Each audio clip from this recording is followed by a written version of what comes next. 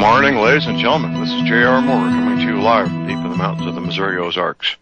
On Wednesday, the 20th day of December, year of our Lord 2017, welcome to the John Moore Show. Prepper tip of the day. Question, do you have your night vision? Do you? If not, get it. I suggest the first piece of equipment you get in night vision be a weapon sight, because you can use a weapon sight for casual observation, but you can't use a monocular for a weapon sight.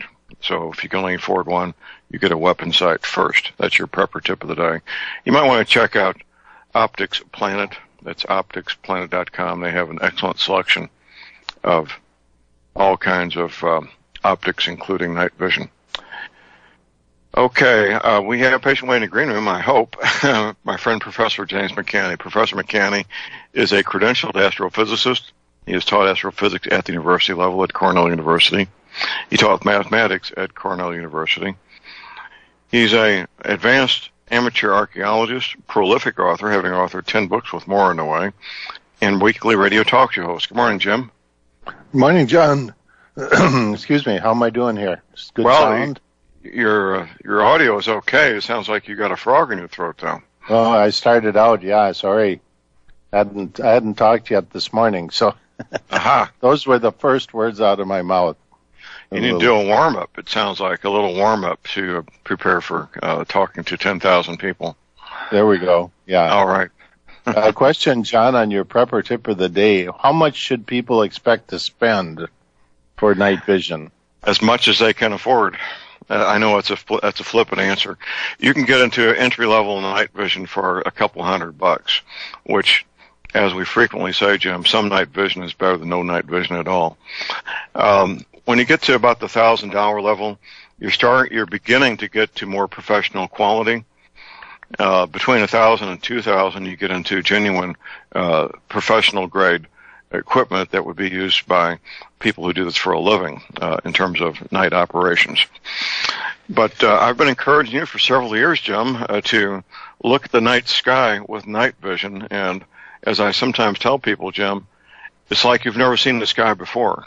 All those empty, dark areas in the night sky, they don't exist when you use night vision. It's just a complete blanket of stars. Mm-hmm. Fascinating. And, of course, you don't have to wait for a meteor shower because you'll see a meteor every 10 to 15 seconds. There was just a meteor shower, the Gemini meteor shower, which they claim is from this little teeny piece of rock, which is kind of ridiculous. I think there was a bigger comet there at one time and left this trail of debris. And that rock that they think is the cause of it was a piece of debris itself. But you can't get astronomers to break away from their mold. Once they get something in their brain, then that's the gospel truth, and that's where it's going to sit for time immemorial. But we just had the Geminis. That was Thursday evening. And it's another thing that people do is take a camera out and they just point it towards the sky on a tripod, open the shutter, and let it go. And then you get this rain of, it's a time exposure, so you get the stars in the night background, but then you get this rain of meteorites that are zipping through the atmosphere. So it's another way to look. But, yeah, I'll have to follow your lead there and get some night vision.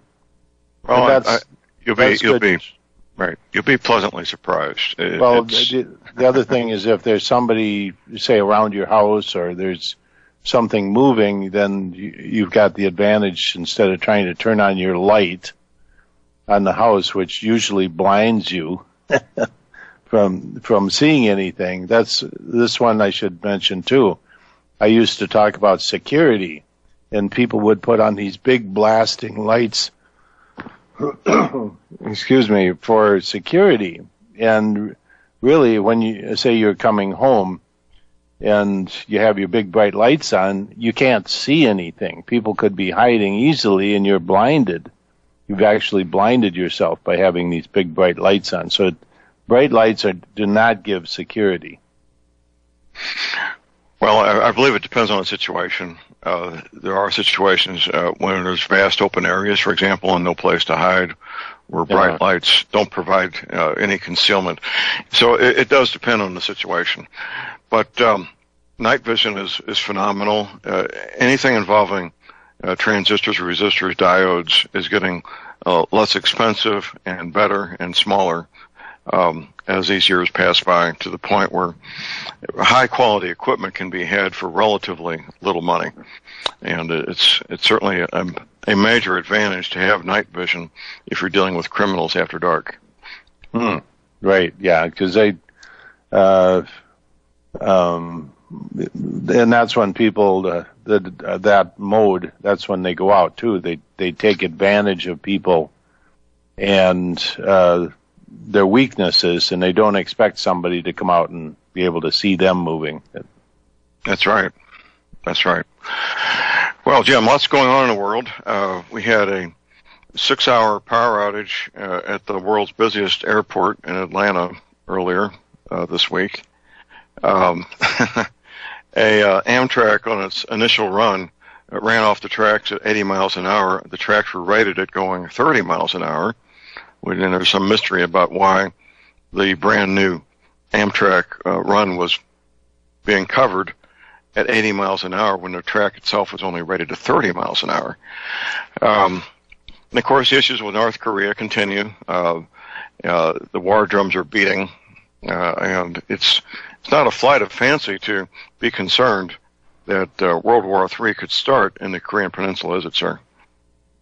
Well, yeah, I think if it started, there could be a lot of reservation of the big powers to do more. I don't know what the relation between China and the U.S. is, but they're the two ones. It sounds almost like Russia would be just stand aside and see what happens. But yeah, it's once things start, the gloves are off, and you cannot expect anything that you thought you knew before to apply.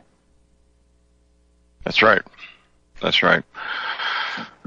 we'll take your questions, calls, and comments, ladies and gentlemen, here at Republic Broadcasting at 800-313-9443. Jim, there's been another segue here. About 82 healthcare professionals that have died under, shall we say, mysterious circumstances, all of whom were involved with alternative healing modalities that did not involve the pharmacy industry. I don't know if you're aware of that or not, but I am, and I'm very concerned about it. Are you aware of that issue? Yes, I am. I'm concerned about that also. It's pretty strange, and in today's world, there are people who are tracking this and exposing it. But there's a real problem with, the pharmaceutical industry, of course, is the most power by a factor of 6 in Congress. So they like their money, they like their power and their monopoly, and that does not fall easily. So I don't know, other than what you're saying, that's going on, and that there's certainly a pattern. But when those patterns start, it's just like random shooters. They're not random. That's the first thing you notice. There's nothing random about them. They're all very related. When you set up all of the parameters, including the fact that the guy ends up dead at the end of this, 100% of the time, they're not alive to tell the tale or be questioned, and even if they were, all their equipment, etc., is confiscated, and there's no real investigation, ever. And there's certainly no investigation by independent parties that can have access to the equipment or whatever to see if they're related, to see who they've been communicating with. And my contention all along is that these are very related. They're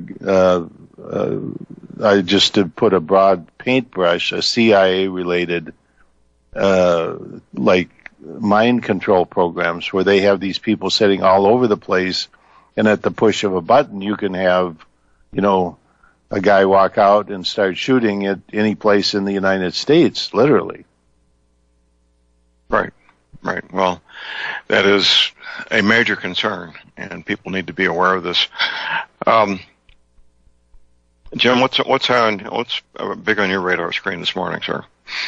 Well, something has been going on since around the year 2000. And that's when Hale-Bopp was still moving in the solar system, was starting to leave the solar system. And it, for about 7 years, had been heavily discharging the solar capacitor. And that's what is responsible for our solar cycle. We had a double-peaked solar cycle in the year 2000, and it was very high, and we used to have X-class flares every day, sometimes 2 or 3 of them. And the sun looked like a popcorn popper.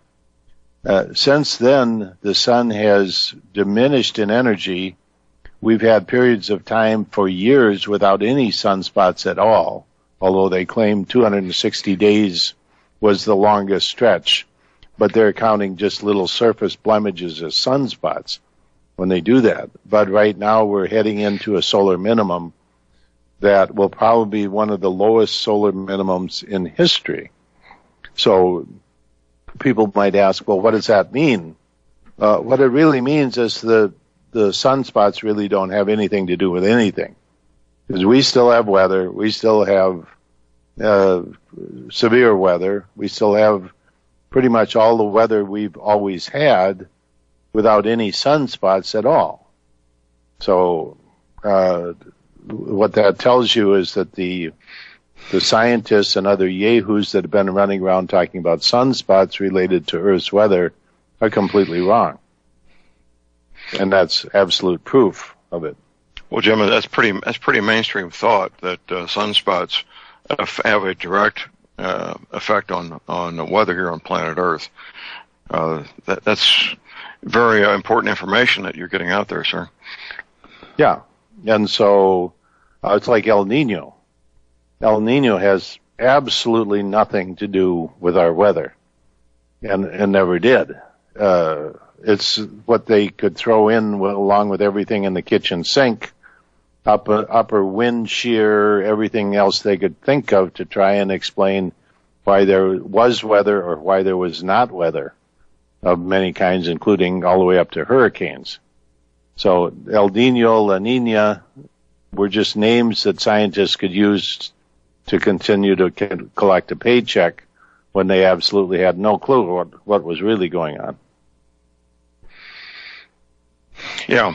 Well, this whole El Nino, La Nina thing began public recognition of that, 15, 20 years ago? I never heard of it before then, I don't believe.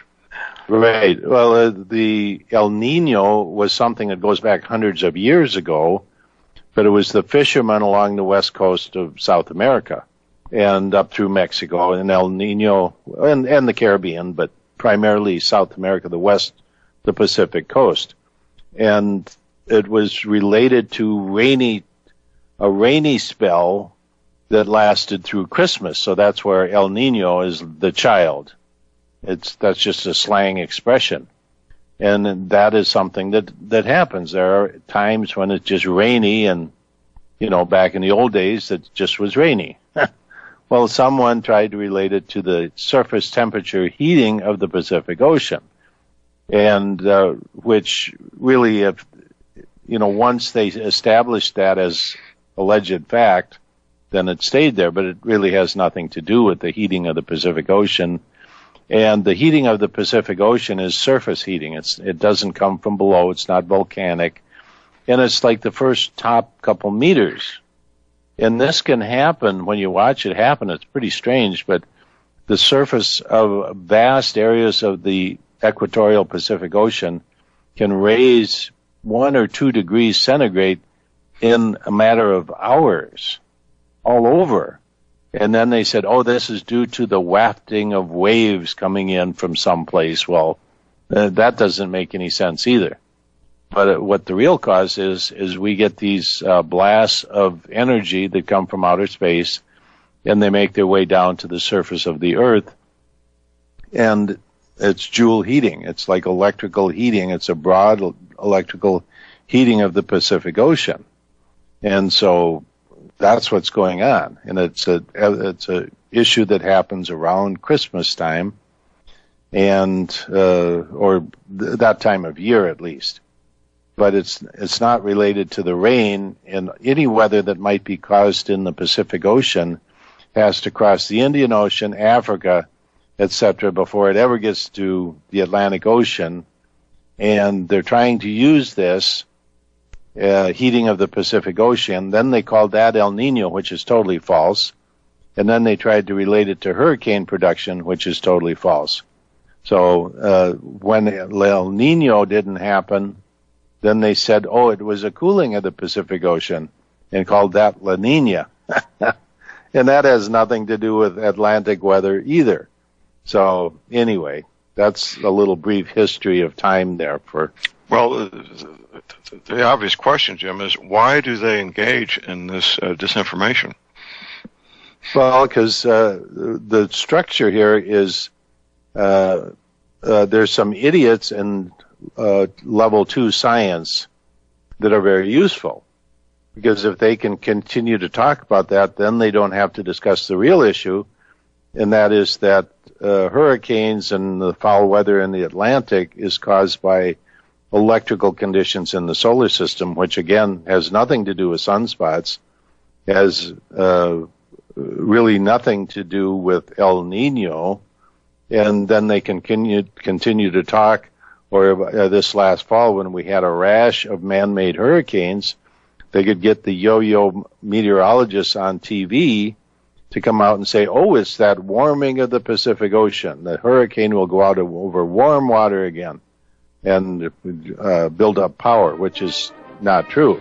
Hold that thought, Jim. Hold that thought. We've got a break to call, and number's 800-313-9443.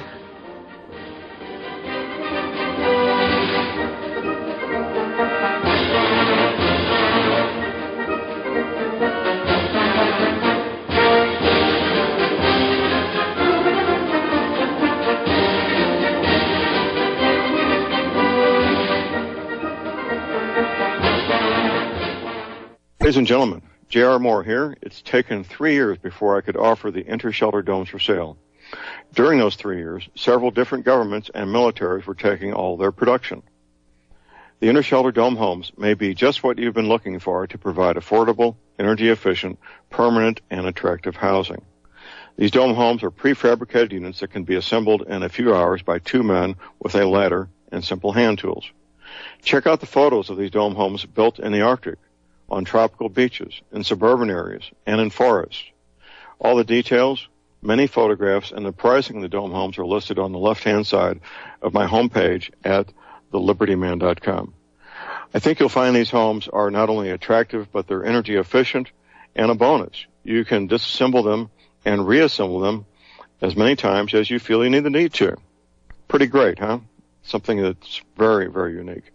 Check them out at my website at thelibertyman.com.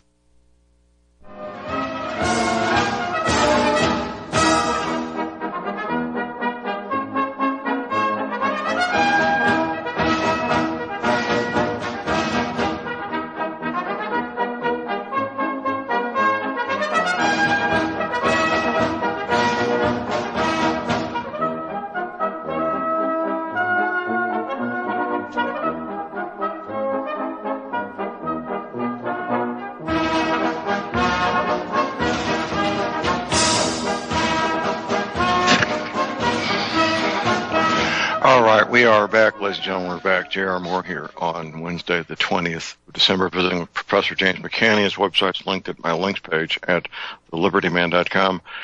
Jim, we got a couple of questions from a caller off air. Before we get to those, you have 2 weekly radio shows. Tell people how they can listen live and to the archives, if you would, please, sir. Yeah, John. So every Thursday evening, 6 p.m. Central Time, from WWCR Nashville, Tennessee. And by the way, I was amazed to find out that there were a lot of people that didn't know that I was on shortwave. And so I told people they have to go out and get a shortwave radio and actually listen to me on shortwave. So all the frequencies, etc., on my webpage. But every Thursday evening, 6 p.m. Central Time, WWCR Nashville, Tennessee. And then Friday night it re-airs from WTWW on a different frequency than Saturday morning again. Then it re-airs Saturday in the Western Hemisphere and the Eastern Hemisphere by satellite. So all of those ways to listen, and also the archives are on my webpage, jmccsci.com. And then also my paidcast, which is $3.95 per month. And you get every week an extra paidcast with scientific deep dive into esoteric scientific topics. All of that available on my webpage. And just to mention also quickly, people are responding very favorably about the upcoming installations of wings systems for energy. So if people have a farm or a ranch where there's serious need for alternative power, then email me. All the information is on the webpage also. All right. First question off air is if you have any update on Fukushima, we would like to hear that. Well, other than it's continuing, the Japanese want to dump a tremendous amount of water into the ocean, which they're doing every day. No, it's horrific. It's the worst pollution event in the history of man. And if you take the known historically recent, say, asteroid collisions on Earth, they're just a drop in the bucket. There's, and so this is a man-made event that once it happened, nobody's doing anything about it. It's just insane. I don't know, just absolute insanity. So I don't know what else to say. Okay. I've tried to get word to people, and, it's the big problem here is the Atomic Energy Commission, the Nuclear Regulatory Commission, the international agencies. The United Nations has such an agency, and they're not doing anything. Jim, would it be a fair statement to say that a consequence of the Fukushima accident is the Pacific Ocean is dying? I don't have a direct measurement on that. There are people that are talking about that who say that all along the coastline there's nothing left. And so, yeah, I have no idea. The fisheries, there's a lot of scuttled information on this whole situation about the Pacific Ocean. That's all I can tell you. Okay. And I don't have a real read on it myself. I've been trying to get information, but I have yet to find what I consider real information that I can say myself. Okay, gotcha. The second question, if you have any thoughts on the Bosnian pyramids, our listener would like to know that.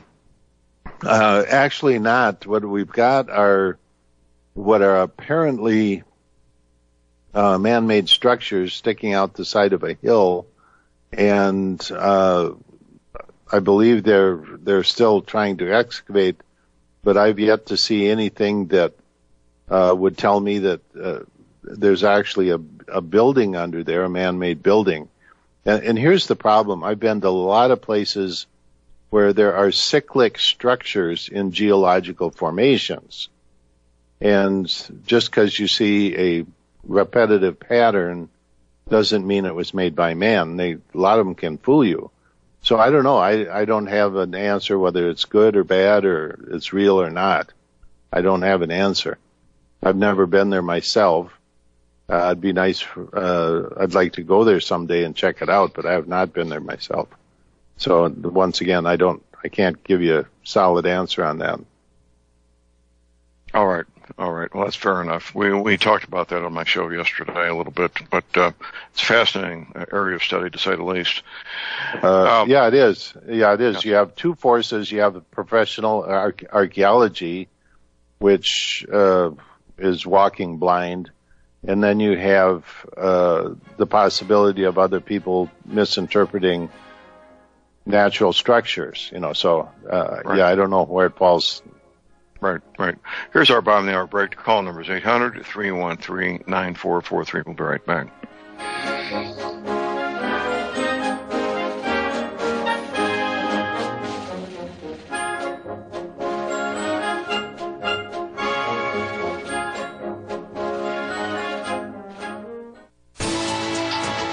You are tuned in to the Republic Broadcasting Network.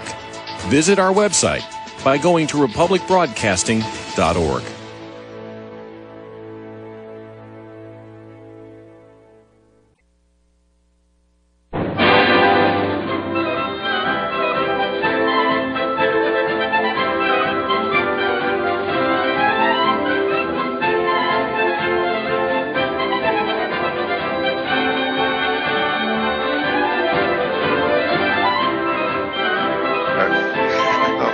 We are back. J.R. Moore here on Wednesday, the 20th of December. My website is thelibertyman.com. That's thelibertyman.com. Got some news this morning. We now have a new image that will be posted the next day or so. An image of North America with new coastlines. It's a TV show. The TV show, I don't have it right here in front of me. It's about these men who operate a business to recover trucks that are stuck in the Arctic, in the very cold parts of Canada. And so it's the TV show is, let's see, what do they call this? Highway Through Hell. Highway Through Hell. And the map is on the office of the owner. I've got the map here in front of me, full color map of the lower 48, and we've got a inland sea stretching up from the Gulf of Mexico. Fascinating map. That'll be posted in a day or so. Also, my website, of course, Energy Cleaners. I'm picking up a fresh batch from Tom Berryhill tomorrow sometime. Getting all caught up with orders. This is a busy time of year. People buying energy cleaners for friends and loved ones that they want to see get their health back. If you have arthritis pain or joint pain or back pain, it will most likely help you. Not getting a great night's sleep, probably help there as well. Keep in mind, I offer a 30-day money-back guarantee, soon to be 90 days, quite frankly. Only $285 shipping included, 2 American zip codes for the energy cleaner. The mattress pads that go with it, they vary in price depending on what you want. Twin, full, queen, king, California king, and of course the handy travel size, 12 by 24 inches. All the details at my website at thelibertyman.com, where you can place your order using PayPal, MasterCard, Visa. If you need to send a check, my address is there at my website at thelibertyman.com. My toll-free hour line, 24 hours a day. Here it is, 800-592-9543. I say again, 800-592-9543. Visiting with Professor James McCanney, his website's linked to my links page at thelibertyman.com. And Jim, we got a caller on hold here. We got Fred in Wisconsin. Good morning, Fred. How you doing? I got a couple questions. Living in Wisconsin, I was just introduced to a gentleman by the name of John Brandenburg, who's a physicist at University of Wisconsin-Madison. I was just curious if the doctor has any knowledge of this gentleman. Not offhand, of course. If you put it in perspective, maybe. He has written several books. It's interesting. He's got a background in intelligence. Did a 15-year stint in the intelligence community, and he came up with some books. And I was just listening to a interview he did on Camelot, and they kind of brought up a bunch of things that are kind of in the wind. And I was just wondering if you'd ever heard of this guy. I just quick typed it in, and the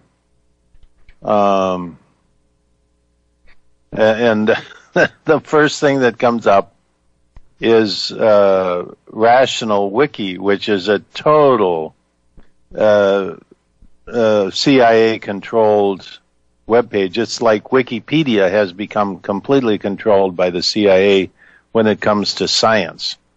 And so Rational Wiki is like the extreme. This is the John Birch of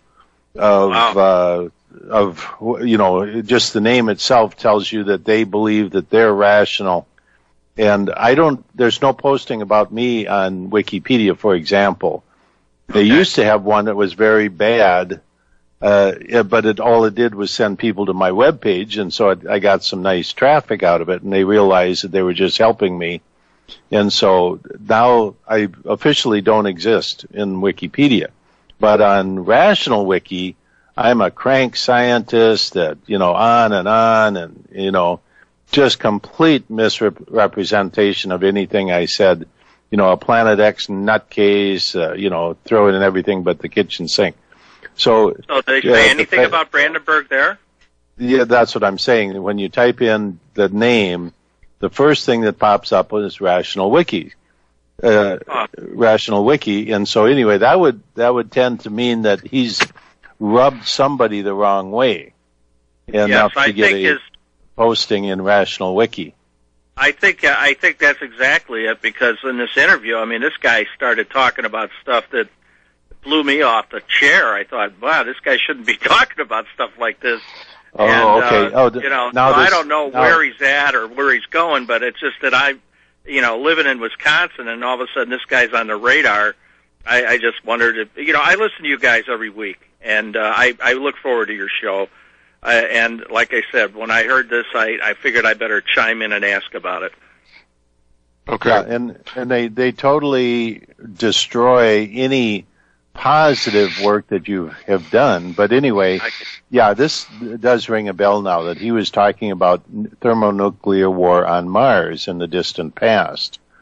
And he did a paper that rang a bunch of bells, I guess, Yeah, and so let me just read the first sentence here. It says, Johnny Brandenburg is a plasma physicist, so he is credentialed. He's done work at national laboratories, etc. And it says, who went somewhat off the rails in 2012. This is Rational Wiki lingo, and then it puts him in with aliens did it, ufology, Muscovium, on, and it kind of throws these people into buckets with other nutcase things. And remember that a lot of the nutcase stuff is actually created by the CIA, and so they can do this, and then they throw people into these. They don't talk about, for example, my background. I have 25 years in a completely different field called telecommunications, where I did amazing work.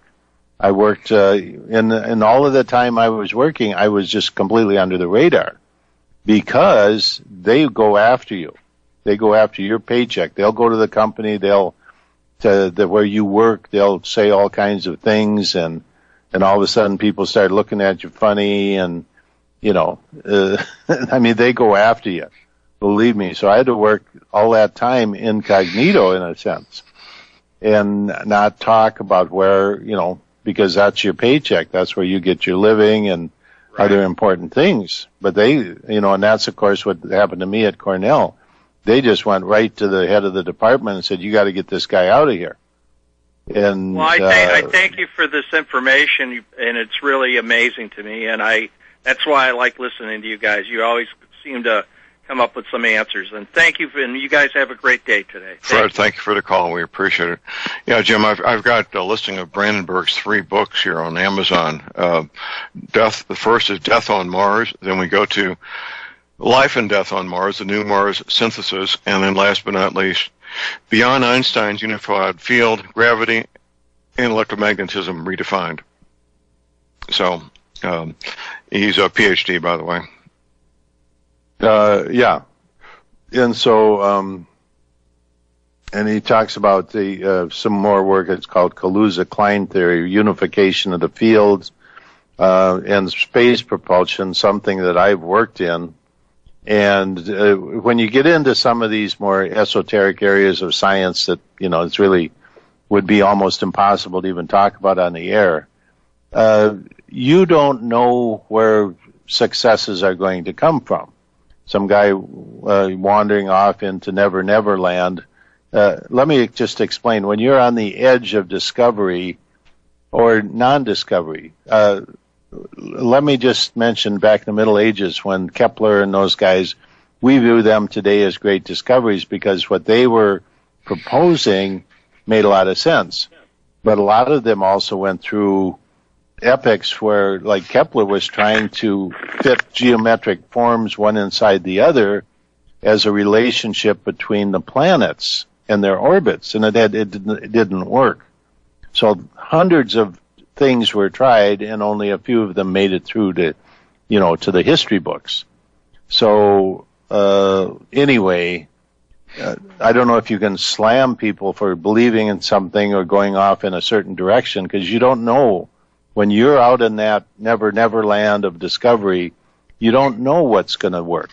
I try and control myself because I have a real good grasp on physics, and I have a good grasp on the history of physics, and I know the big problems that have to be solved, and I don't allow myself to go off into never land.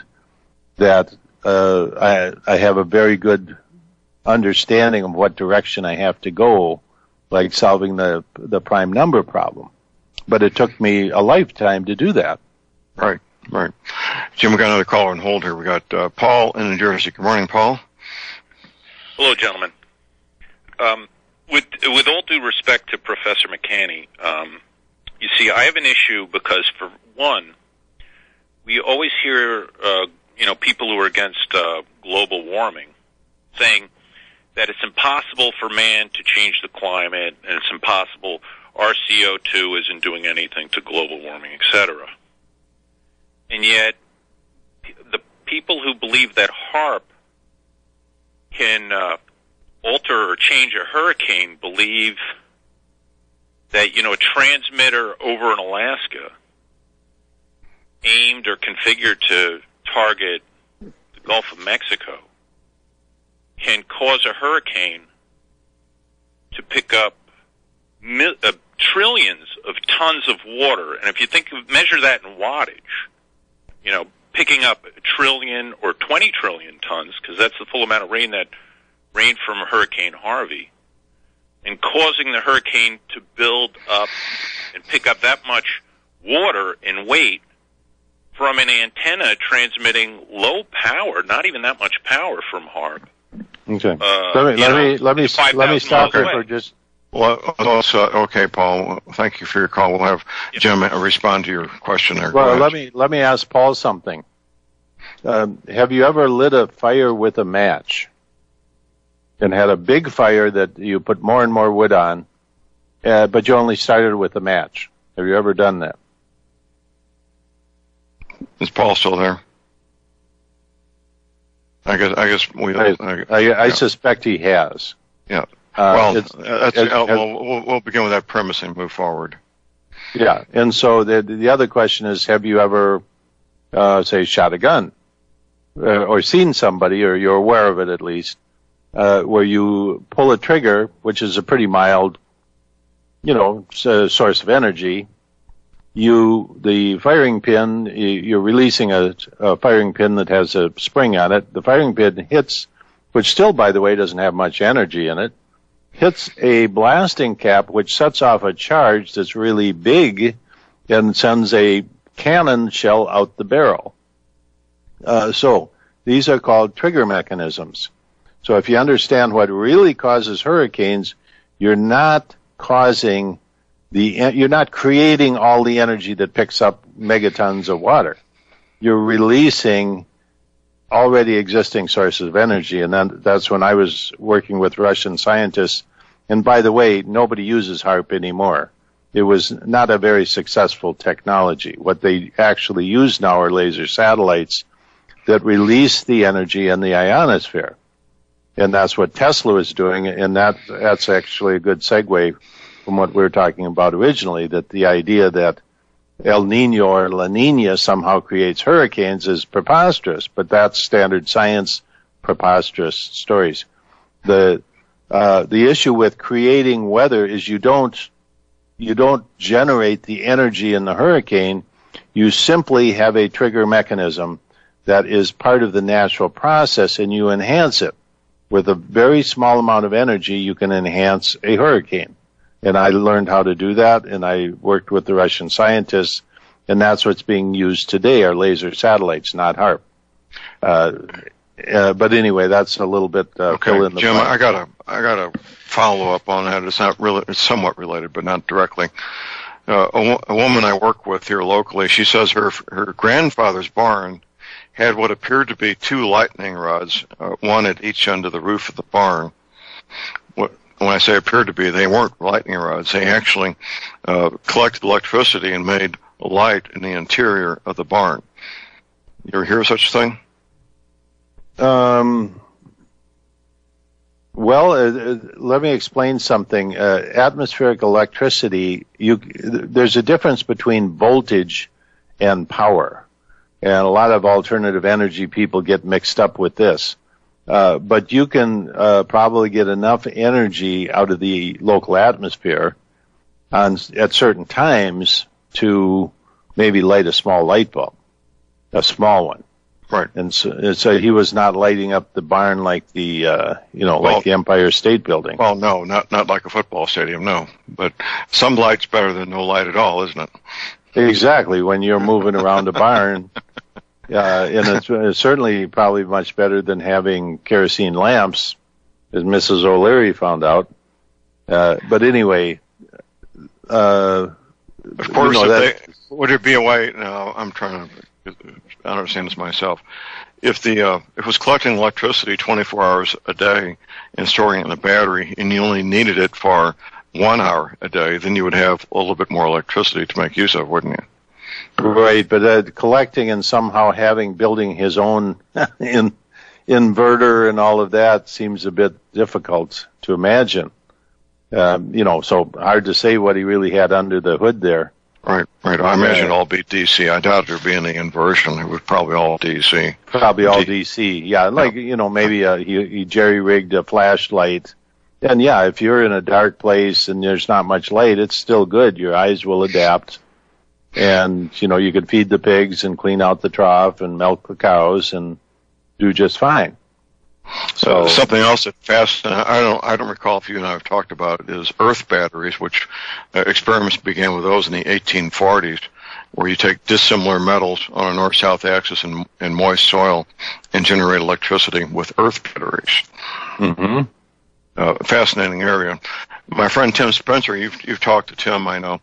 He observed firsthand. He's a firsthand witness to the U.S. Army running an experiment with a number of earth batteries operating small electrical devices in a tent next to the earth batteries. Yeah. So, but the point is, you're not going to get much energy from what our atmosphere is a dielectric, and we live in a capacitor that has about 300 volts per meter, which is pretty high for a naturally occurring capacitor. But the air is a naturally occurring dielectric, which if there's any charge anywhere in there, it completely neutralizes it like pronto. So you're not going to get much current. This was what I was saying, the difference between voltage and power is very different because you don't have any power unless current flows. And if you have current flowing, it's going to move to discharge very quickly and then neutralize it. That's what lightning does. You get a lightning bolt, it's a flash of energy, and then it's all over. Hold that thought. We got a break. We'll be right back.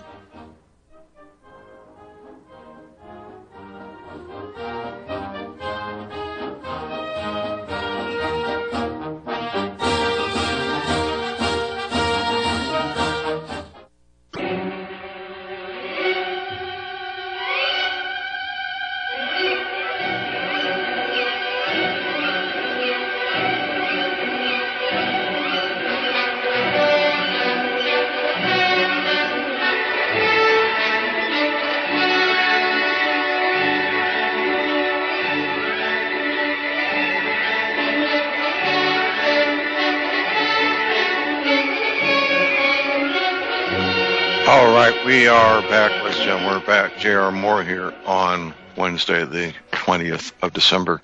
Year is quickly wrapping up.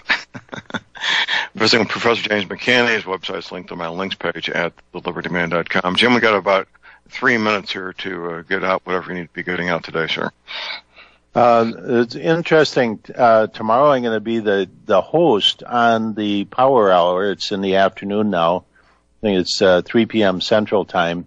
I was invited to be on there because the main host, Daniel, is going to be on vacation. So anyway, just a one-time thing. Also, just go to my webpage, of course, and beware that in the next number of days we're going to be bombarded by the idea that this Christmas star didn't exist, or that it was a planetary alignment, or anything under the sun to keep you from understanding that it was a comet, a very special comet. And so, also, I just wanted to go back to Rational Wiki here, this John Brandenburg. It says here, in a derogatory way, Brandenburg declared himself a devout Pentecostal Christian. Now, John, if you heard that, would you think badly of the person for some reason? Not at all. I know many Pentecostal people. They're just salt of the earth people. Yeah, and so anyway, that's science is atheistic today. So you can see the tone, and then at the end it says, his submissions never accepted by peer-reviewed journals. And then at the end it says, Journal of Cosmology doesn't count. I mean, this Rational Wiki says more about itself than it does about anybody that's in there. And then, of course, they have the standard UFO, the stuff that the CIA actually makes up and then points to as goofy science. So anyway, it's a zoo out there. You have to understand what you're dealing with, but that doesn't mean that John Brandenburg is right about what he's saying. It's just that it's interesting. He certainly rubbed somebody the wrong way to get his name in Rational Wiki. Yep.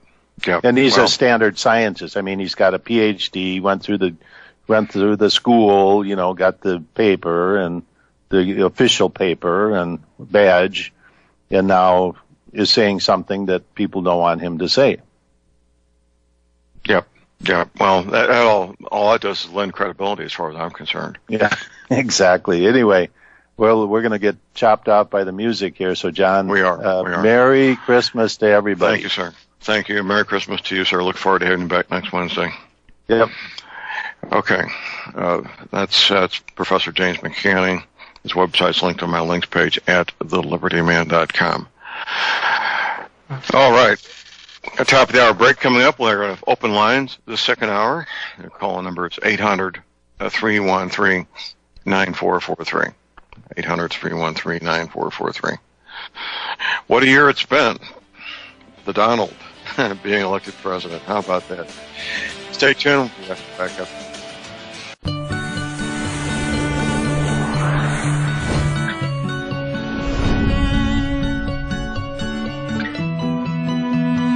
All right, we're back, ladies and gentlemen. J.R. Moore here, our second hour on Wednesday, the 20th of December.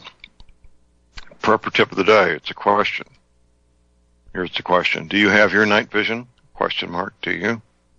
If not, get it. Now, keep in mind, now, especially this time of year, almost half of every day is under darkness. That's a lot of darkness. Even in the summertime, you're looking at 8 hours plus of darkness, probably approaching 10 hours, give or take a little bit. Nighttime is when criminals like to do what they do. So you'd be well advised, in my opinion, to get yourself some night vision. Entry level, $200 or less. It's not much, but it's better than nothing, quite frankly. I started out with that inexpensive night vision. It's almost like magic, quite frankly, any night vision. And I've got some fairly good night vision now in my inventory, and I encourage you to do the same thing. Now, Optics Planet is where I buy my optics most of the time. It's a very comprehensive website selling every kind of optic that you can imagine, including night vision, of course, and a lot of educational material there where you can educate yourself on the various forms of night vision. So that's a good place to get yourself an education on night vision, is Optics Planet, opticsplanet.com. We're going to take your questions, calls, and comments here at Republic Broadcasting. The call number is 800-313-9443. At the top of my webpage, I've got an alert dated almost a month ago. Dated 27th November this year. Something I discuss a lot is the ongoing clear and present danger of our enemies using electromagnetic weapons against us, electromagnetic pulse weapons against us. It's kind of been lingering and languishing in the background, sometimes not so much in the background for years, going back decades. It's been said, and I think there's probably some truth to it, that the powers that be have this compulsion in their belief system that they have to warn us about things before they do these things. That being the case, if that is the case, then they've been issuing warnings now for more than 30 years, going back to the TV miniseries titled America, spelled with a K. Hugely popular TV miniseries back in the mid-1980s, which is available on YouTube, and there's a link on my website to watch it if you want to watch it. I watched it live. The VHS tapes were just becoming popular back then, and there were people who made pirate copies that were available for sale. It was difficult to get your hands on, but now with YouTube, you can watch it anytime you want. The premise of the miniseries is the United States is conquered and under occupation by the Soviet Union. Of course, the miniseries was done before the wall came down, and it was more obvious that Russia was our enemy back then. What the miniseries does not do is tell you how Russia conquered the United States. However, and I just found this out about 3 or 4 years ago, the book does. The book by the same title does. And the prologue, which is just a few pages, my friend Tim Spencer reproduced. He had to hand type those few pages, by the way. I got a copy of the book and got it to him. The prologue does tell how Russia conquered the United States, and it was an electromagnetic pulse weapon, or weapons, plural, that allowed them to take down the United States, bring us to our knees, and conquer us. There's been other Hollywood representations. The most recent version of Red Dawn, the North Koreans are the bad guys. The original film had the Communist Chinese being the bad guys, by the way. The Communist Chinese had enough political and economic clout to force the makers of the film to change the bad guys using digital technology to make them become North Koreans instead of Chinese, which they did. So the North Koreans in the film, the new version of Red Dawn, used electromagnetic pulse weapons against us. But I've come to find out this past fall some details that do not include information from Hollywood films. They're real evidence from real sources. Here's my alert. Ladies and gentlemen, I've been discussing the clear and present danger of EMP, electromagnetic pulse attack, on the United States for a number of years. I've read authoritative books by experts like Dr. Peter Pry, the former head of the now defunct, as of September, U.S. Commission on EMP. I've interviewed Dr. Pry on my radio show. Until recently, I felt that the failure of the federal government to protect the national power grid was just another example of inadvertent, dysfunctional swamp in Washington, D.C. I really did believe that.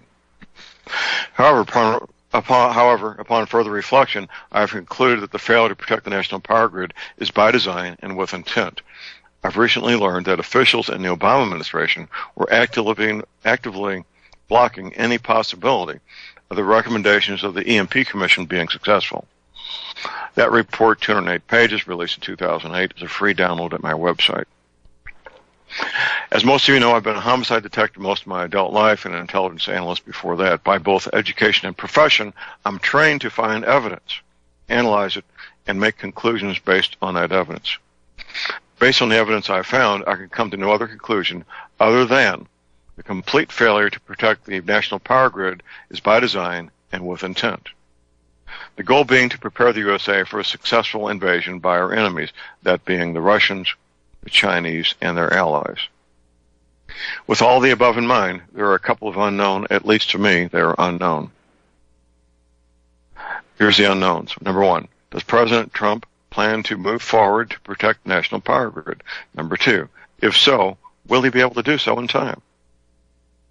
Absent having answers to the above two questions, I advocate the following. Number one, prepare for both a grid down scenario and invasion. Number two, pray for God's healing and protection. Now. That's in bold type, by the way. All caps. I know all too well the enormity of what I advocate. I also know that the failure to do so could result in serious injury or death.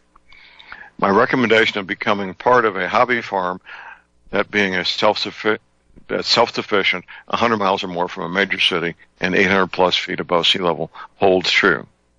I end by saying, may God bless and save America. If you're a regular listener, you've heard me read this previously. I make no apologies for repeating myself. This is radio. We always have new listeners, men and women who haven't heard this information before, men and women who need to get this information so they can become aware and make their own decisions. I regard this as a very high priority. Electromagnetic pulse may be the ideal weapon to conquer a nation. They set these things off. They don't need to invade, not immediately. Just sit back. Why put their own people at risk invading a country that's still mostly somewhat healthy and able to resist?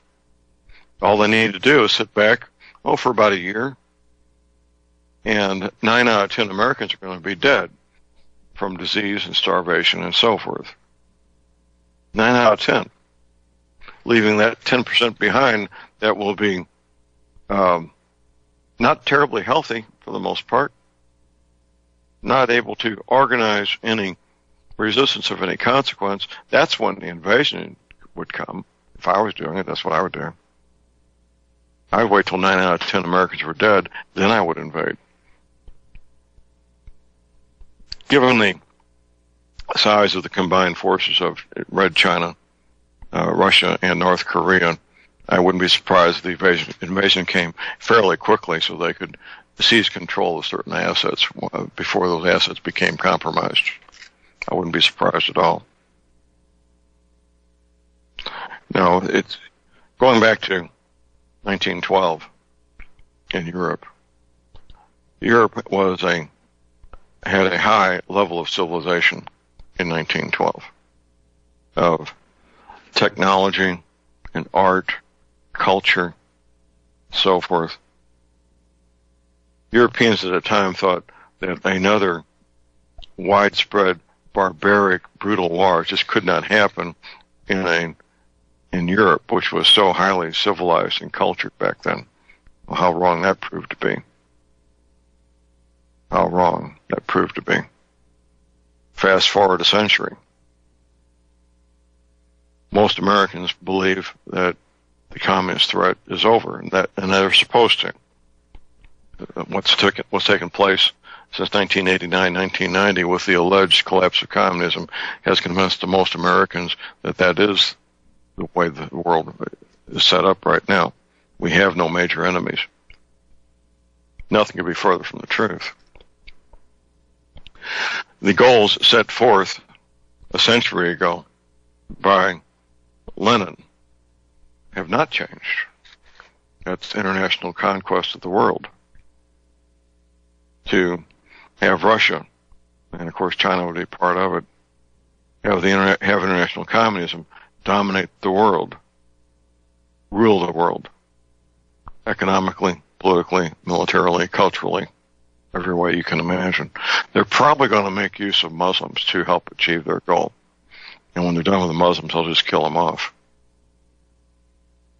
I'm going to be rereading, and I haven't read it for a while, Albert Pike's letter, article that he wrote, I believe it was in the late 1890s, talking about the 3 world wars to come. The last one involving Christians and Muslims fighting each other to the death. I haven't read it in a while. I think it's worth reading again. And also George Washington's Vision. I haven't read George Washington's Vision for a while either. I believe they're both very relevant to where we are. December 2017. New Year will be here in less than 2 weeks. 2018. Donald Trump being elected was not supposed to happen.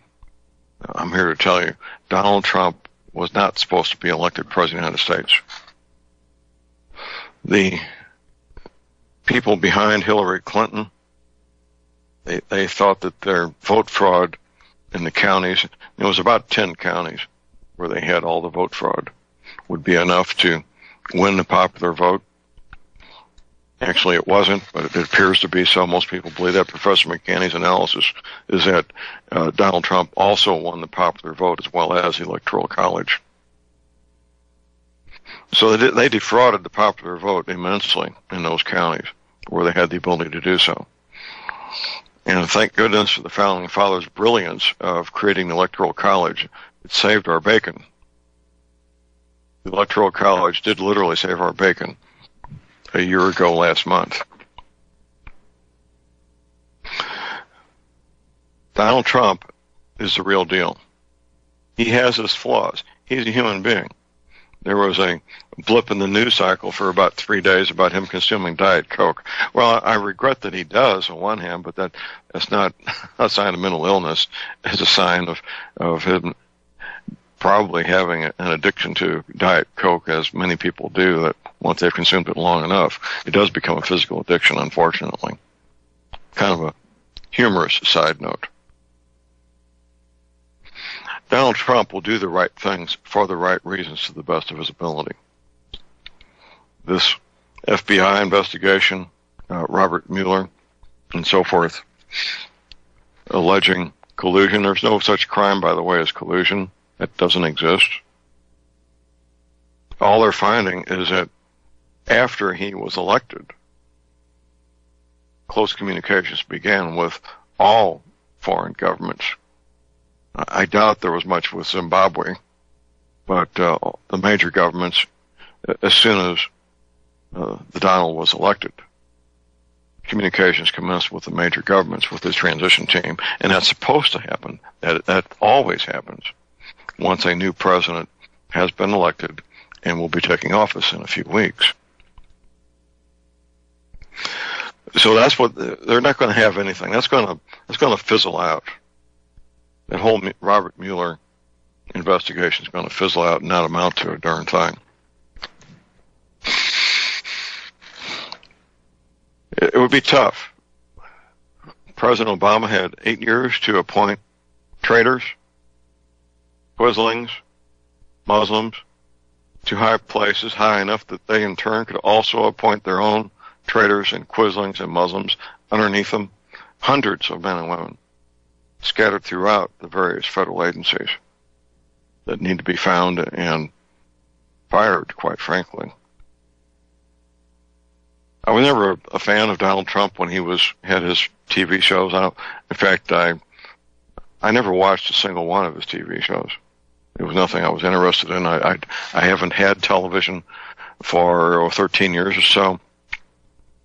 When I'm on the road, I'll be in a hotel or motel and have a TV, and it reminds me all over again why I don't have TV. Or I'm at a friend's house and there'll be a TV on, and I'm once again reminded, oh, that's why I don't have TV. Of course, the only way you can have television out where I live is to pay for it in the form of satellite TV. There is no other way to have TV. I do have high-speed internet, and I do watch some TV shows through the internet with no commercials. I've become a fan of Walking Dead, for example. I thought it was the whole concept was pretty silly. I think they were into their third season before I ever watched the first episode, and I was hooked. I have to admit, once you can get past the barrier, the psychological barrier of believing that deceased human beings can be reanimated, which is a pretty big leap in logic, quite frankly. The show is well written with characters that have somewhat believable things that they participate in. That kind of show. I'm always looking to see how the human beings respond to the various predicaments they're put in, and that's why I do find it interesting to watch these shows. So regardless, EMP. Once I found out that Obama's people were actively blocking attempts to get the EMP Commission's recommendations done, that told me all I needed to know. We got a break. We'll be back after the break. Stay tuned.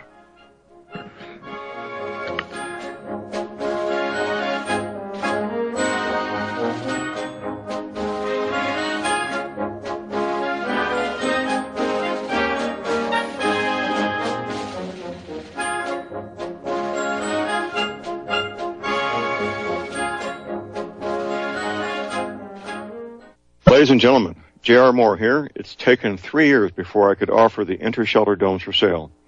During those 3 years, several different governments and militaries were taking all their production. The inter-shelter dome homes may be just what you've been looking for to provide affordable, energy-efficient, permanent, and attractive housing. These dome homes are prefabricated units that can be assembled in a few hours by 2 men with a ladder and simple hand tools. Check out the photos of these dome homes built in the Arctic, on tropical beaches, in suburban areas, and in forests. All the details, many photographs, and the pricing of the dome homes are listed on the left-hand side of my homepage at thelibertyman.com.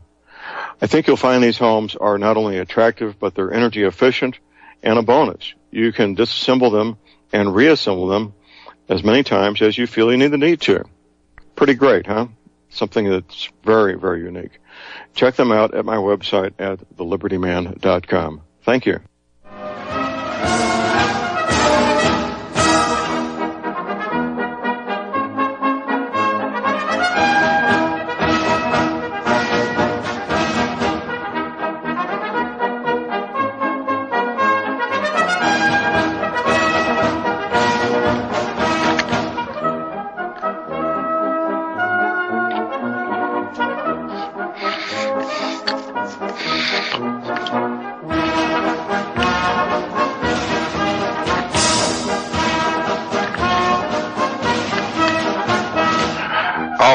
We are back, ladies and gentlemen. We're back. J.R. Moore here on Wednesday, the 20th of December.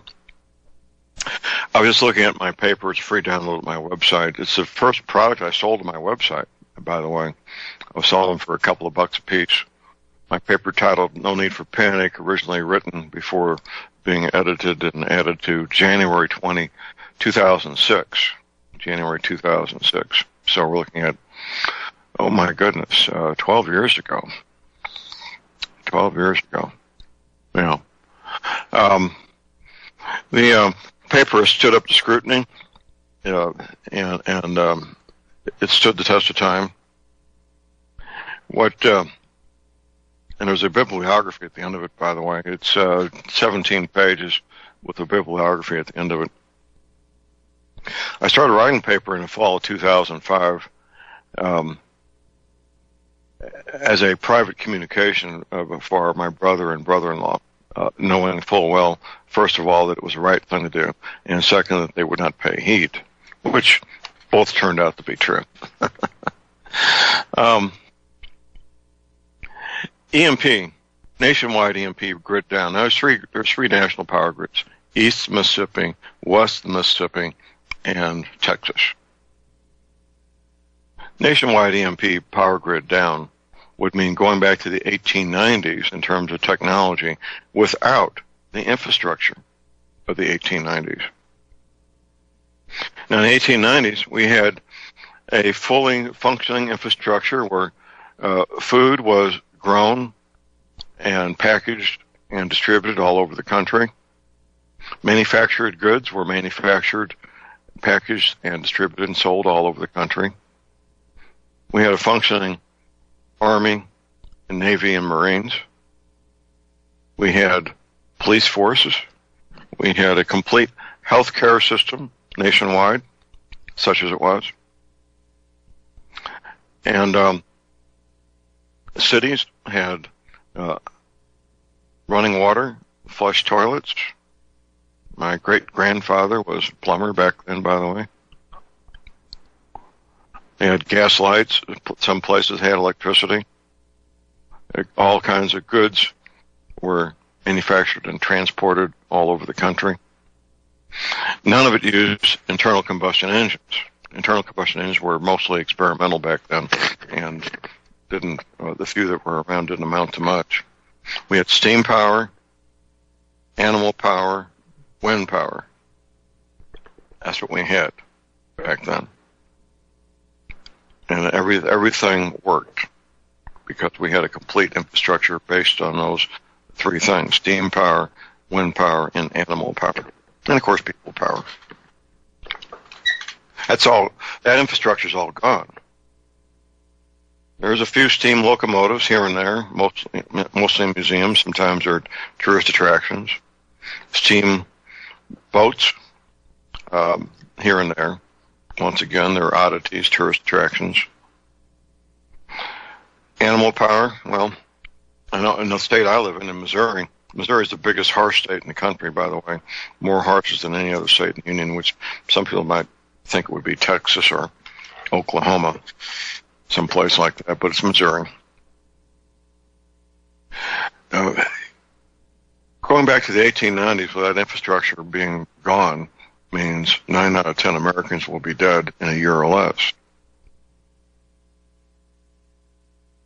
Chances are most adults you know consume one or more pharmaceutical products, typically a bunch, more than one. Now, how many of these people need these pharmaceutical products to stay alive? How many will die when the supply is gone, which it will be almost immediately, a few weeks. Whatever the pharmaceutical and whatever the pharmacies have in their inventory, once it's gone, it's gone. There's not going to be any new inventory coming up. It's a lot. That's millions of people. That's tens of millions of people. People that have diabetes, high blood pressure, low blood pressure, on and on and on. They'll be dead in a few weeks. The first drink you take of contaminated water, it's a one-way ticket to diarrhea, dehydration, and death. There's another huge part of the population. Food, well, same thing. Starving to death is a very cruel and painful way to die, by the way, from what I've read. Add to that criminal activity. People going crazy because they no longer have access to their psychotropic drugs that they take. People who are addicted to various things that will do anything to get access to them. Addictions to tobacco, alcohol, and drugs. Here's our break. Call number is 800-313-9443. We'll be right back.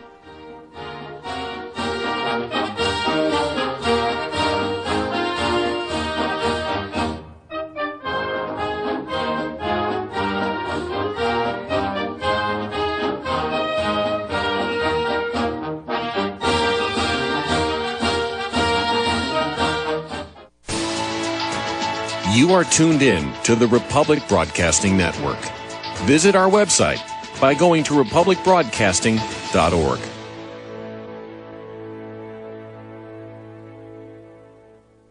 Ladies and gentlemen, J.R. Moore here.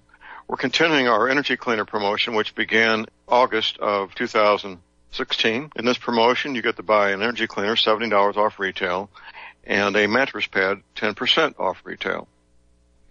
$200 of the purchase price of the energy cleaner goes to Republic Broadcasting.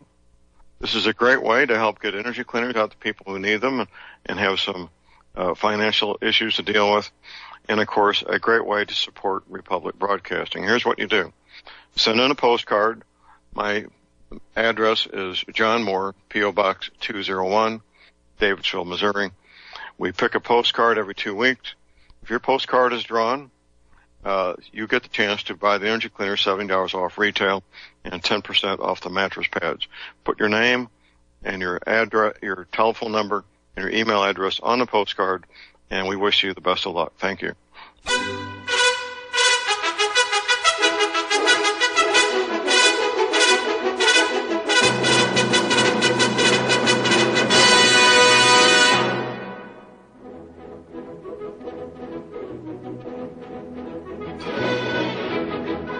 We are back, ladies and gentlemen. We're back. J.R. Moore here on Wednesday, the 20th of December. I got a private message from a listener who wants more information about the maps.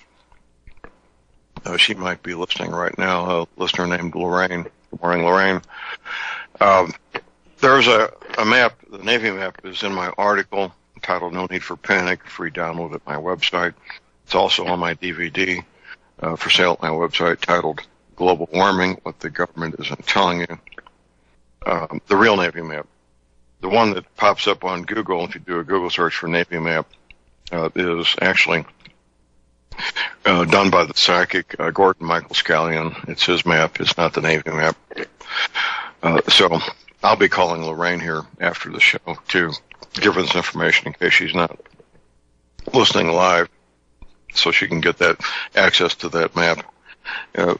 The first thing people want to do, they want to know if Aunt Nellie's home in Florida is going to be underwater, or Uncle Bob's home in California will be underwater, or if their own home in the state of Maine or Texas will be underwater.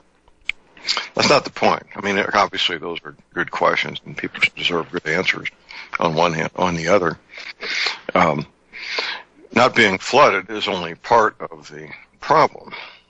The other part of the problem is where all the refugees are going to go. If you look at the map showing the location of the FEMA camps, very few of them are in the areas that are going to be flooded. I think that's significant. I think that's important. I think it's for a very good reason. They don't want their camps to be flooded. It would make sense to have camps near where the people are. There's about 80 million people between Washington, D.C. and Boston. Very densely populated area. No FEMA camps near the ocean, or almost none. There may be a couple. They might be just, I regard anyone's close to the ocean, the flooded areas that will be flooded, as transitional camps where they would gather people up and then ship them off to other locations. Within the alternative media, most prognosticators, Alex Jones and others, they believe the FEMA camps are to incarcerate the patriots, the Christians, the people who believe in the country and our Constitution, which, of course, I can't say is not going to be the case. However, there's another possibility. It has just as much veracity to it. The possibility that the camps are little more than refugee camps to have places for the displaced people because of the rising oceans. The oceans will come out of their basins. That's a given. The U.S. government scientists, including the Navy scientists, have known this for decades. The Navy briefings, and a lot of my original work that nobody else I'm aware of is doing, Navy briefings began 1979 with the briefings of flag rank officers in New Orleans. I debriefed one of the men who set up that first briefing for flag rank officers in New Orleans in 1979, Phil from Montana. And the briefings have continued for decades, primarily in the submarine corps. The submariners, as they call themselves, They have their own uniforms. They don't wear the uniforms of the Surface Navy. They don't associate with the Surface Navy. They don't talk to them. They don't even want to be around them for the most part. They just stay to themselves, both officers and enlisted. That's the nature of the submarine corps. And they take care of each other. It's a very small branch of the service.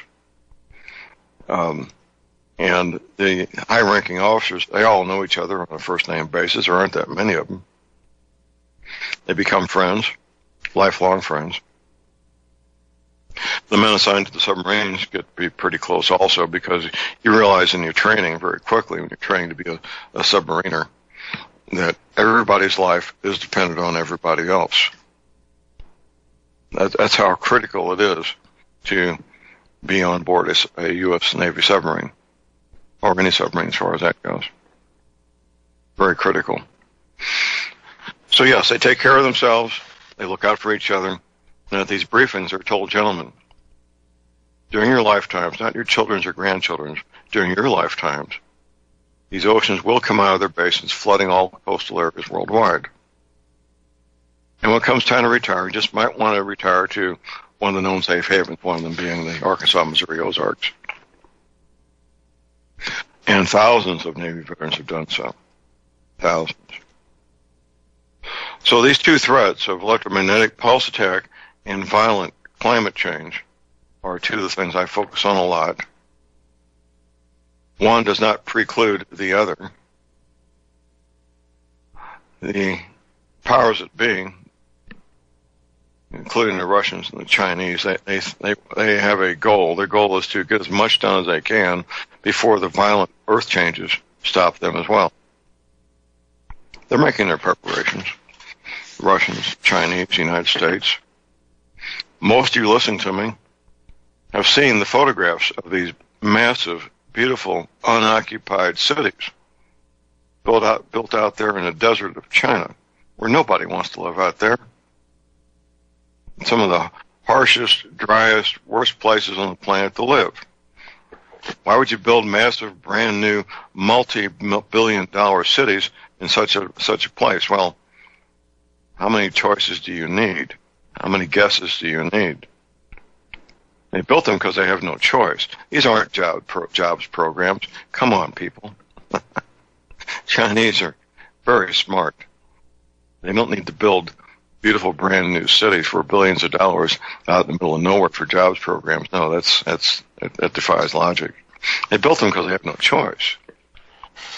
They built them as safe havens for the people that they will be choosing to carry on Chinese culture into the future, knowing full well that the coastal areas of China where most of their billion people live are going to be underwater.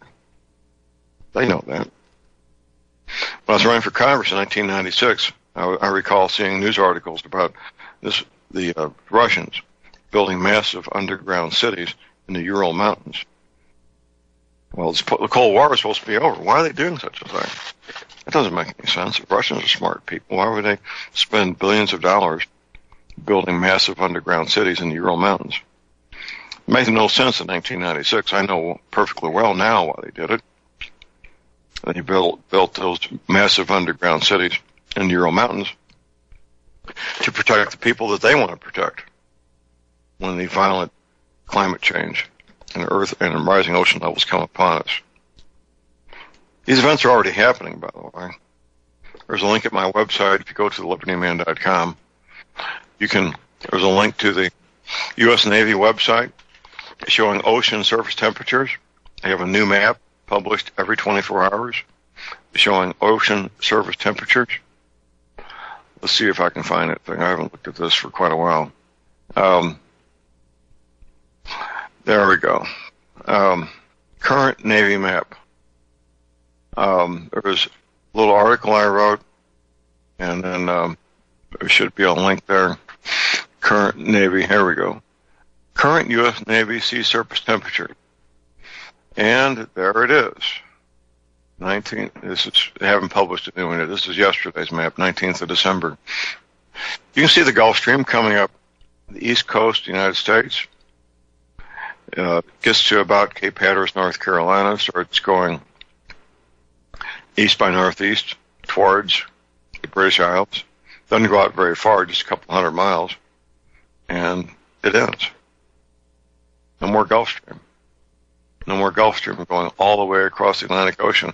We did have a screen capture at one time published here of the Gulf Stream prior to it stopping, June 12, 2010. Somehow that got misplaced, and I don't know if we can ever recover it or not. They may have the stuff archived where we can pick it up. I don't know. The summer of 2010, when the Gulf Stream stopped, Moscow had the hottest summer in 1,000 years. Moscow has weather records going back 1,000 years. The hottest summer in 1,000 years. The winter of 2010, 2011, Moscow had the coldest winter in 1,000 years. There aren't many places that have weather records going back 1,000 years, but Russia does, and Moscow. A direct consequence of the Gulf Stream stopping, by the way. Direct, very direct, immediate consequence. Pipes were freezing in Ireland. Pipes underground were freezing in Ireland because the frost line was now deeper than it ever had been. Something we found out, and we got the interview on my website, myself and Dr. Deagle interviewed Dr. Luigi Zangari, and we've got those interviews archived. And let's see if we can find them here. It's down. You scroll down the left side where it says the Gulf Stream has stopped. Radio interview 1, radio interview 2. Dr. Zangari, the 3rd and 4th Fridays of July 2010. And Dr. Zangari is a PhD scientist living and working in Italy with other PhD scientists in North America and Europe on one thing and one thing only. That would be the Gulf Stream. 8 to 5, Monday through Friday. So, that's what they do. In the first interview, Dr. Zangari said, we believe the Gulf Stream has stopped. We're not sure. We need to recheck our calculations.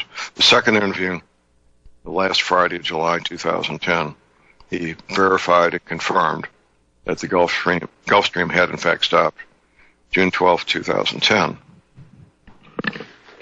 And he went on in one of those interviews to tell us something that I wasn't aware of. I've been studying the Gulf Stream for a while, and I wasn't aware until Dr. Zangari told us all that the Gulf Stream used to, past tense, regulate the jet stream. There's 3 jet streams: northern hemisphere, equatorial, and southern hemisphere. Jet streams are largely responsible for the weather we get. Not completely, but largely. The 2 main factors in weather is energy from the sun and the jet stream. With the jet streams no longer being regulated, the dependability of weather behaving in a certain manner, winter, summer, spring, fall, the dependability of that happening in a regulated manner is pretty much out the window. And we're all seeing that, aren't we? Hurricane Harvey has been said to have dumped the largest amount of rain in a short period of time in human history. That's what they're saying about that storm. And everybody's commenting on the weather, but men and women in agriculture, especially those growing grains and other parts of agriculture, they're learning that everything's changed. That the business cycle that they grew up knowing was normal, that they could build a business and a lifestyle around, raise a family based on the dependability of weather cycles behaving in a certain manner, that's all gone. Nothing to depend on anymore. It's really turned agriculture on its head, quite frankly. It has. The farmers who have their land paid for, their equipment paid for, a good stock of seed and fertilizer, pesticides, herbicides, whatever they need, they're the ones that are doing somewhat well. the ones that have to service a lot of debt, especially for land and equipment, they're struggling, depending on where they are and what they're doing. They're struggling tremendously. Fortune 500 companies, they're doing okay. They've got the deep pockets to survive these ups and downs. Of course, the food itself is being tampered with and changed. Glyphosate, also called Roundup, is having very harmful effects on human beings everywhere it's used. Everywhere food is consumed, it's been sprayed with Roundup. Different topic for a different day. Right below the article, The Gulf Stream has stopped, we have the beginning of our maps. And this is our project. It really took off this year. I was hoping that it would. After that TV show, Highway Patrol was found, 1959.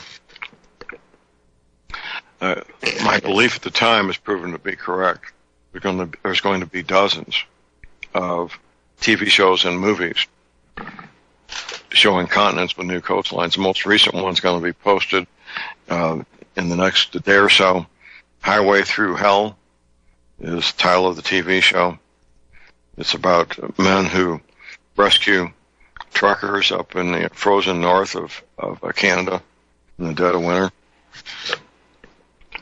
So we'll hopefully get that posted. If you find one, you find a movie or a television show with an image of a continent with new coastlines, get that screen capture to me, and then you get your choice of any of my 5 DVDs.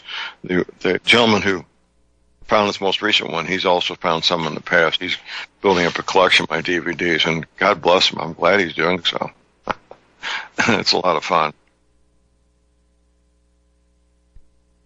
Between Christmas and New Year's, many people, most of the time, have a lot of discretionary time that they frequently make use of it by watching movies and TV shows. So keep a sharp eye out. I have every reason to believe that our list will double or triple over the next 12 months. These 12 months, I think, are going to be very critical. My article titled Field Training Exercise USS Liberty, December 31st, 2018. I found that people want a date to focus on, so I'm giving you one. It's right at almost exactly a year away. December 31st, 2018. And if you participate in this, it'll be a private matter. I have no interest in knowing that you're doing this. If you want to share it publicly, that's up to you, of course. But I list 5 scenarios. First one being economic collapse leading to civil disorder. Next, World War III. Then we have rapid onset of violent earth changes, including rising ocean levels, of course.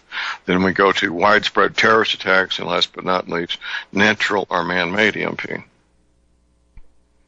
EMP can also take the form of a coronal mass ejection. Here's our last break. The call number is 800-3139.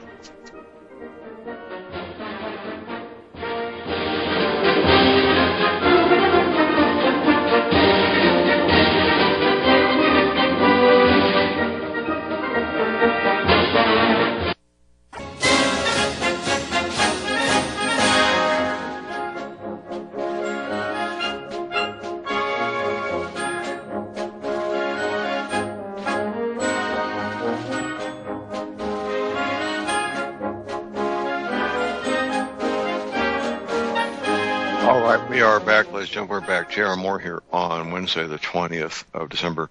I do private consultations. I do presentations to groups. It could be your church group, your family, your extended family. If you want details, go to my website. Look under professional consultations and keynote presentations. We're our last caller on hold here, a regular caller, Rick in Missouri. Good morning, Rick.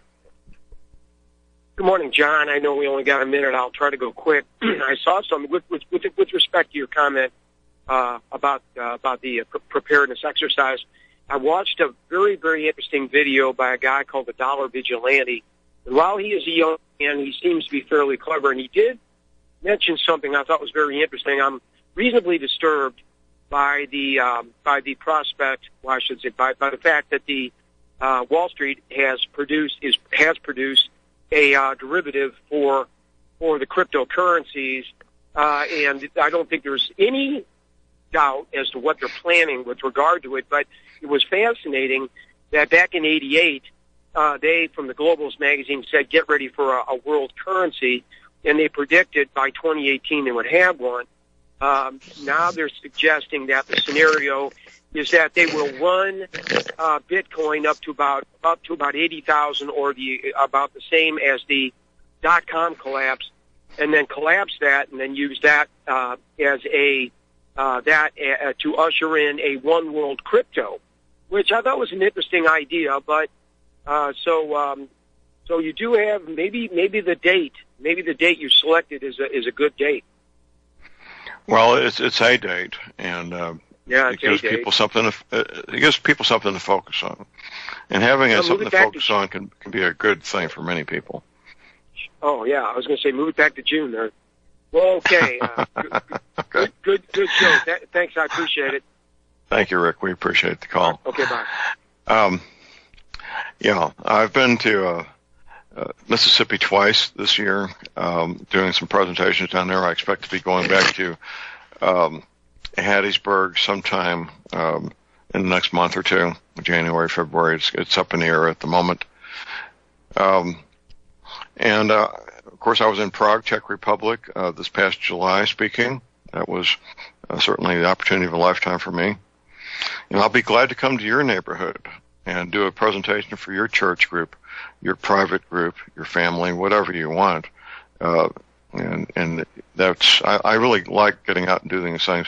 I'm not doing the expos like I was. I haven't worked out an agreement with any of the people putting on these expos. It hasn't been a focus of mine. Maybe it should be this coming year. I really do enjoy these expos.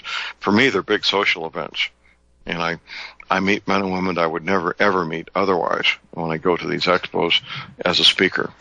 I'm disappointed that Vince Finelli stopped doing them, but that was his choice, and I respect that. So it's going to be a fun, exciting year, 2018, as these years always are. Lots of things going on, lots of opportunities. You need to recognize the opportunities and take advantage of them when they present themselves. That's what life's all about, in my opinion. In the meantime, get your medical supplies, your energy cleaner, your essential oils now while you can, your firearms and ammunition, and every guns. Have a fun, safe, productive day, and God bless America.